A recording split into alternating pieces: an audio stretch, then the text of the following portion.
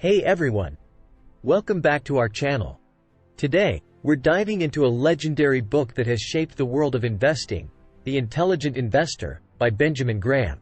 Whether you're a newbie investor or a seasoned pro, stick around because we're going to explore the top 10 pros and cons of this investment Bible. Let's kick things off with the pros. Fundamental concepts. First up, this book is like the Investing 101 Feet class you never had. It covers core concepts like intrinsic value and margin of safety. Trust me, these are foundational ideas you'll use forever. Timeless advice. Written way back in 1949, this book still rings true today. You know something's good when it stands the test of time. Risk management. It's not just about making money, it's about not losing it. Graham's wisdom on risk management is gold. It's like financial self-defense. Long-term perspective. This book is for investors, not gamblers. Forget quick bucks. Think long game and compound interest. Psychology lessons. Ever panicked and sold a stock? Graham talks about emotional traps and how to avoid them. Emotional intelligence meets financial intelligence. Detailed analysis. The book gives you the tools you need to dissect a company's financial statements. Learning how to evaluate a company's assets, liabilities, earnings, and growth prospects is essential for making informed investment decisions. Margin of safety. This principle involves buying securities at a price sufficiently below their estimated intrinsic value, providing a cushion for errors in judgment or unexpected issues. It's a core principle of value investing. Accessible. Despite its length and some complexity, the book is written in a way that makes complex financial principles accessible to the average reader. Case studies. Graham uses historical examples and case studies to illustrate his points. This adds a layer of real-world applicability to the principles he discusses. Revised editions. Updated editions include commentary from respected financial commentators like Jason Zweig, adding modern perspectives to Graham's time-tested advice.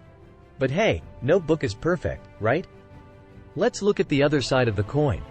Outdated examples. Some of the examples are as old as your grandpa's beard.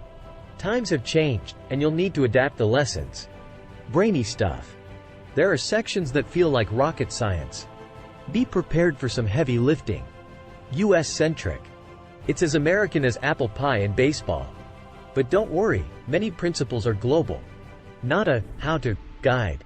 Graham provides a philosophical foundation for investment but doesn't offer a simple, step-by-step guide for making actual investments. Length. The book is extensive, making it a time-consuming read. This could be discouraging for those looking for quick, easily digestible advice. Not for active traders. The book focuses on long-term, value-oriented investing. If you're looking for advice on how to make quick, short-term gains, this book is not geared towards that approach. Style. The writing style is scholarly and might not be as engaging for all readers, especially those looking for a more casual introduction to investing. No guarantee. Graham's principles can certainly reduce the risk and improve the odds of investing successfully, but like all investment advice, they come with no guarantees. Limited on asset diversification. Graham primarily discusses stocks and bonds, without diving much into other asset classes like real estate, commodities, or more modern assets like cryptocurrencies. Intimidation factor. The book's comprehensiveness can be overwhelming for beginner investors, possibly leading to inaction or confusion. While The Intelligent Investor is not without its limitations, it remains a seminal work that has influenced generations of investors, including Warren Buffett. The book provides an invaluable foundation for understanding the principles of value investing. So, there you have it. The Intelligent Investor is like the Swiss Army knife for your financial journey, super useful but not without its quirks. Do the pros outweigh the cons for you? Let us know in the comments. Before you go, don't forget to hit that like button if you found this helpful and subscribe for more awesome content. See you next time.